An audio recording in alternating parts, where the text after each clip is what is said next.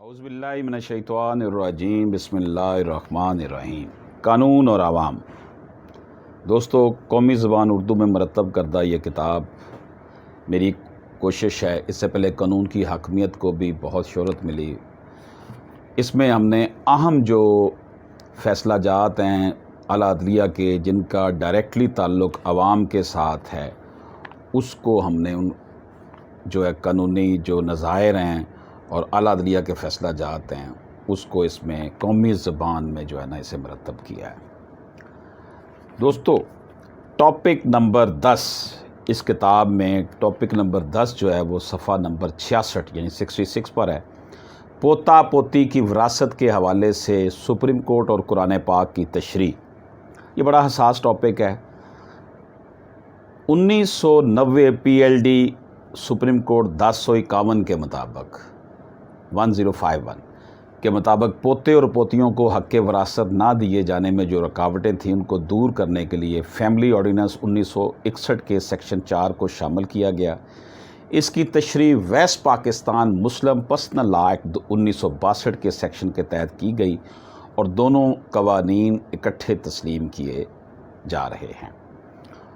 2000 C L C 795 1992 S C M R آر پیج 82 کے مطابق اس سیکشن میں باپ سے پہلے فوت شدہ بیٹے یا بیٹی کے وارثان کو حق وراثت ملے گا۔ پہلے سے فوت شدہ بیٹے یا بیٹی کے بچوں کو بھی اسی طرح ان کا حق وراثت ملے گا جیسے اگر ان کے ماں باپ اگر زندہ ہوتے تو ملتا۔ 2005 سی ایل سی 1160 کے مطابق وراثت کے کھلنے سے پہلے اگر بیٹا یا بیٹی فوت ہو چکے ہوں تو اس بیٹا یا بیٹی کے وارثان کو اسی طرح وراثت سے حصہ ملے گا جیسے اگر ان کا باپ یا ماں زندہ ہوتے تو حق وراثت ملتی۔ سیکشن 4 مسلم فیملی لا آرڈیننس کا مقصد ہی یہ ہے کہ ان بد نصیب بچوں جن کے والد یا والدہ ان کے دادا یا نانا کی زندگی میں فوت ہو گئے تھے، ان کو اس معاشی زیادتی سے بچانا جو کہ ان کے والد یا والدہ کے فوت ہونے کی بنا پر ان کو سامنا ہے۔ ایسے پوتے یا پوتیاں، نواسے یا نواسیاں اسی طرح وراثت میں حصہ داری کے حقدار ہیں جس طرح ان کے والد یا والدہ اگر زندہ ہوتے تو حقدار ہوتے۔ حق وراثت میں نہ تو کوئی وقت کی قید ہے، نہ ہی وارثان کو ان کا حق وراثت حاصل کیے جانے سے محروم کیا جا سکتا ہے۔ 2009 ایم ایل ڈی 917 کے مطابق جیسے ہی کسی جائیداد کا مالک مر جاتا ہے تو اس کی وراثت کھل جاتی ہے۔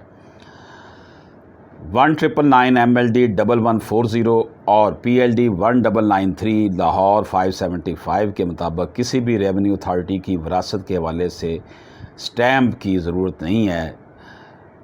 P L D 1990 S C 1051 کے مطابق پیروی ہوگی۔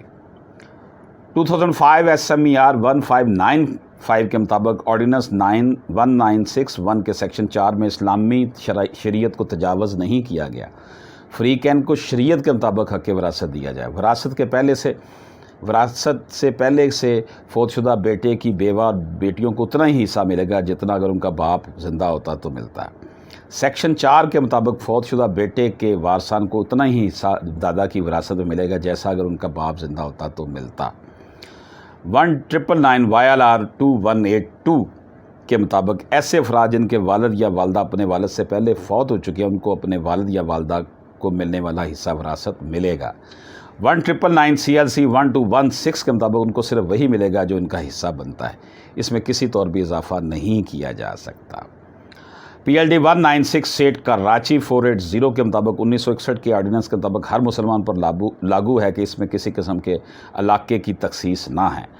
اس طرح اگر کوئی مسلم مان کسی غیر ملک میں فوت ہوتا ہے اور اس کی وراثت اپنے ملک میں ہے تو اس کے وارثان کو وہ حق ملے گا۔ اسی طرح اگر کسی مسلمان کی جائیداد بیرون ملک ہے اور وہ اپنے ملک میں فوت ہو گیا، اس کے وارثان کو جائیداد میں حصہ ملے گا۔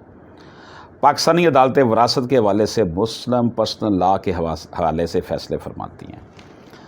دوستو، اب اس حوالے سے جو استدلال ہے شریعت کے حوالے سے کہ ان کو اس میں جو ہے وہ حصہ نہیں ملنا چاہیے کیونکہ حصہ صرف اس کو ملتا ہے جب وارث فوت ہوتا ہے تو اس کے جو وارثان زندہ ہوں جب جو ہے وہ مورث اعلیٰ فوت ہوتا ہے۔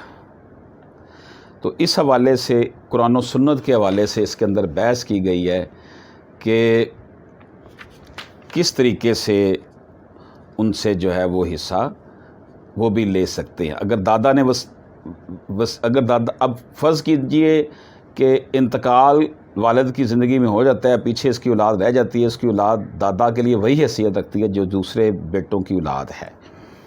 تو اس حوالے سے یہ ایک بڑی ڈسکشن ہے.